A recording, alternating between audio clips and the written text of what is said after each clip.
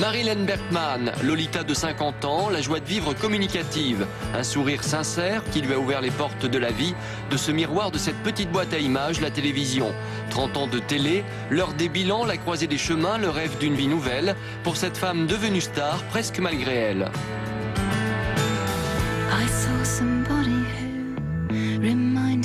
Marilène Bergman, quel était votre rapport à la télé lorsque vous étiez enfant ? En fait, c'était comme une fenêtre. C'était une fenêtre ouverte sur un monde de rêve, parce qu'à l'époque, Télé Luxembourg était la seule chaîne à diffuser des séries américaines, Zorro, avec Guy Williams. Et j'étais très amoureuse de Guy Williams. Je le trouvais très beau. Bon, c'était le héros, hein, le sauveur, sur son cheval noir. Voilà, ça me faisait rêver. Ce sont mes premiers souvenirs de télévision. J'ai jamais rêvé de présenter une émission ou d'être speakerine même. J'admirais surtout des grandes figures de l'âge d'or d'Hollywood, des années 40, 50. Donc je me voyais danser dans les bras de Gene Kelly ou de Fred Astaire. Mais tout ça, ça relevait vraiment du pur fantasme. Mais j'étais une petite fille très rêveuse, très imaginative et pas tellement dans la réalité finalement. Justement, adolescente, l'un de vos passe-temps, ce sont les concours de Miss. On allait au bal à cette époque-là et il y avait des concours de Miss. Puis bon, par défi, on se disait allez, on va concourir cette fois-ci. Bon, c'était des petits concours sans importance jusqu'au jour où il y a eu Miss Lorraine. On s'est dit ah, Miss Lorraine. Donc là, j'étais la seule à y aller, mais je m'étais déjà un petit peu rodée à l'exercice. Et bon voilà, la première fois, j'ai été élue deuxième dauphine et ce n'est qu'à la deuxième tentative que j'ai été élue Miss Lorraine en 75, en 75. Est-ce qu'avec le recul, vous avez le sentiment que ça vous a servi de tremplin pour la suite, pour votre carrière? Ah, pas du tout. Le titre de Miss Lorraine en lui-même n'a rien changé.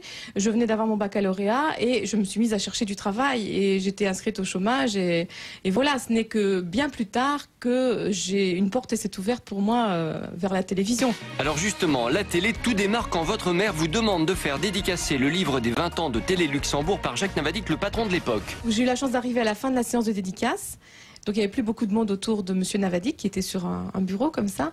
Et il m'a demandé si ça m'intéresserait de faire de la télévision. Donc moi, a priori, je me disais, ouh là là, quelle épreuve encore en perspective. Mais bon, peut-être que ça, c'est la solution. Peut-être que c'est une manière d'être face à un auditoire, d'exprimer quelque chose, de faire mes preuves à moi aussi, de me prouver que je peux réussir dans un métier qui, au départ, ne m'est pas destiné. Votre première télé, c'est le 24 septembre 77. Vous remplacez une speakerine. Comment vous le vivez? Durant quelques semaines, j'ai vraiment observé toutes les présentatrices sur toutes les chaînes de télévision. J'ai regardé comment elles faisaient, j'étudiais leurs textes, leur façon de parler, leur manière de s'habiller. Et je voulais être fin prête pour le jour J. Ensuite, on m'a guidée vers le studio, où on m'a installée sur un tabouret en me disant, voilà, la caméra est en face de toi, comme celle-ci aujourd'hui. Et quand la petite lumière rouge va s'allumer, c'est à toi de parler. Et là, je dois vous dire que je me suis demandé pourquoi j'avais accepté. Et je vous souhaite dès maintenant de passer une excellente soirée. RTL, c'est vous, c'est vous. Vous faites des remplacements, mais ça ne suffit pas. RTL vous oblige à passer un concours. Bref, certains estiment que vous ne faites pas le poids. À Télé Luxembourg, vous avez donc des ennemis? C'était pas vraiment des ennemis, mais c'était des gens qui se disaient, elle est pas, voilà, elle est un peu provinciale, sa voix n'est pas tellement bien posée, elle a quelques kilos en trop. Bon, on voudrait quelqu'un de plus professionnel. Mesdames, mesdemoiselles, messieurs, je vous souhaite le bonsoir. C'est à une véritable soirée familiale que vous allez assister ce soir. En effet, voici la grande finale du concours Télé Luxembourg, Téléstar, devenez speakerine à Télé Luxembourg. Il y avait une pression là, à ce moment-là? Il y avait une grosse pression, oui, bien sûr, parce que bon, c'est de là que dépendait mon avenir, quoi. Je veux dire, c'est de cela dont dépendait mon avenir. Première épreuve, donc, présentation, interview des candidates. Le numéro 1, c'est Marilène Bergman. Eh oui, c'est ça. Il fallait subir, participer, on va dire, à un certain nombre d'épreuves. Subir, vous vous trahissez là? Oui, parce que c'était une épreuve, oui, vraiment, c'était... Et vous auriez le choix entre M. Raymond Barre et Johnny Hallyday. Qui prendriez-vous? Quel problème! Ah, c'est pas un problème, effectivement. Je peux pas les inviter tous les deux en même temps, ça Non, c'est intéressant, hein? Non, c'est pas le même genre. Non, je sais pas du tout, disons, oh, Johnny Hallyday. Oui, vraiment, c'était difficile, mais bon, le jury a voté pour moi. Il a fallu attendre quelques semaines pour savoir qu'il y avait eu vraiment, c'était un plébiscite, on peut le dire, parce que les téléspectateurs avaient voté pour moi à un très très large pourcentage. La première grande émission que vous allez co-animer avec Jean-Luc Bertrand, Michel Hetzel et Georges Lang, c'est Citron Grenadine, une émission pour les enfants, un grand succès. Quels souvenirs vous en conservez? C'était vraiment le programme où on se prenait pas la tête, c'était la fête permanente, le citron grenadine qui coulait à flot, on mangeait des petits gâteaux, on s'amusait, on riait, il y avait beaucoup de séries, beaucoup de jeux, des clowns. Non, c'était la fête permanente. Parmi les opérations RTL, le train des jouets, l'occasion de tester votre popularité. Comment vous gérez ce rapport avec le public? Dans les années 80, c'était presque pas possible d'aller faire ses courses dans un supermarché. Les gens avaient l'impression qu'on faisait vraiment partie de leur famille, qu'ils avaient dîné avec nous la veille, que voilà. Donc ils venaient, ils nous sautaient au cou, ils nous embrassaient. Ça fait toujours plaisir, mais quelquefois, oui, ça fait un peu peur parce que quand ça prend trop d'ampleur. Alors ce monde de paillettes vous convient à merveille, vous faites la une des magazines. On vous propose de jouer dans la série Santa Barbara. Et un jour surprise, un producteur vous propose de chanter et vous allez accepter. J'ai lu les paroles, je trouvais ça pas mal. D'ailleurs, c'était assez étonnant qu'on ait écrit à ce moment-là Solitaire, avec des paroles qui me correspondaient assez bien, sans vraiment me connaître. La personne qui a écrit ça, ou alors avait deviné chez moi ce côté solitaire et indépendante.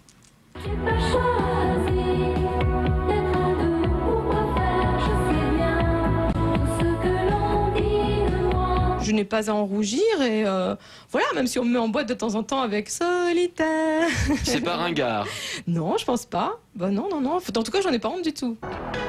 1990, Marilyn Bergman est une star du petit écran. Un nouveau défi s'offre à elle. Le directeur de l'information d'RTL lui confie la présentation du JT.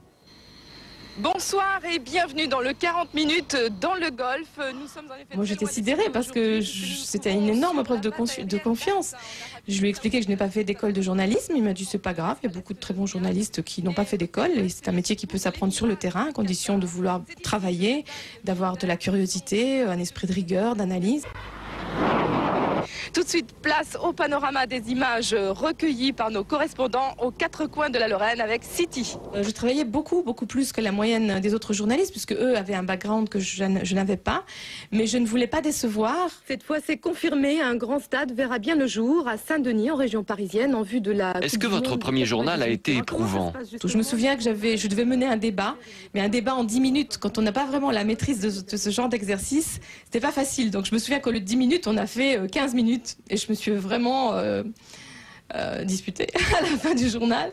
Le débriefing était musclé, je n'étais pas habituée à ça, donc je crois que j'ai versé une petite larme à la fin. Mais bon, en même temps, j'ai eu pas mal de félicitations quand même, parce que j'avais tenu la barre du journal dans les 40 minutes et c'était déjà un exploit. L'info, vous allez en bouffer, si l'on peut dire, la guerre du Golfe, mais aussi des moments éprouvants en URSS, notamment dans le dernier goulag de l'ex-Union soviétique. Là aussi, c'était très impressionnant parce qu'on a côtoyé les prisonniers qui...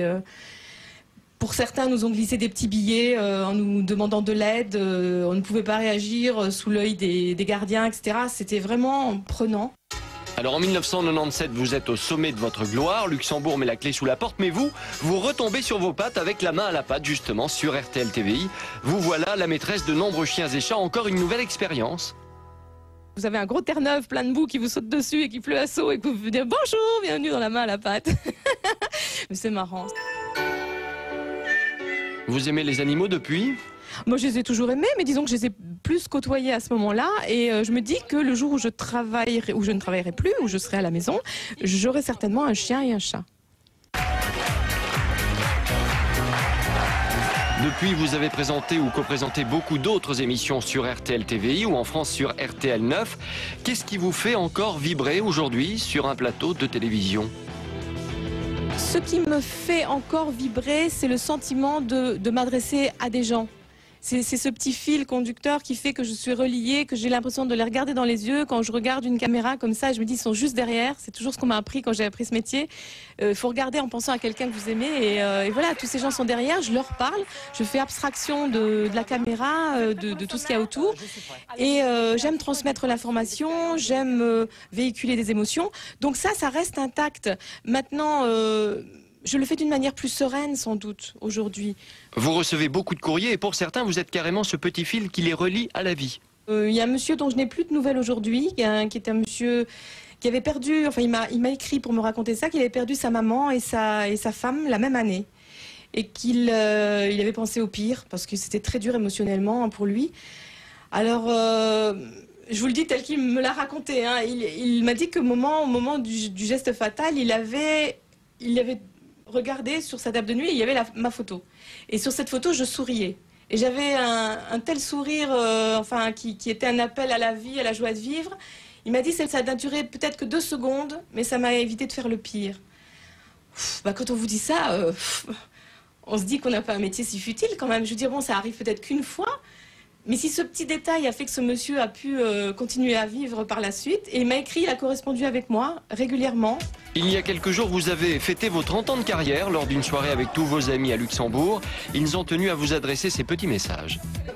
Joyeux anniversaire Marilène, on t'aime et ne change jamais. Joyeux anniversaire Marilène pour tes 30 ans de télé. Chère Marilène, bon anniversaire et puis que nous soyons ensemble pour tes 40 ans de carrière. Happy birthday to you, happy birthday, Mrs. the President, happy birthday to you. Alors Marilène, 30 ans de carrière, c'est comme un bilan. Qu'est-ce qui restera de vous à la télé à votre avis? Quelques images d'archives. Et peut-être aussi, dans l'esprit de certaines personnes, un souvenir que j'espère positif, chaleureux, enjoué, celui que je voudrais laisser dans les mémoires de ceux qui m'ont côtoyé.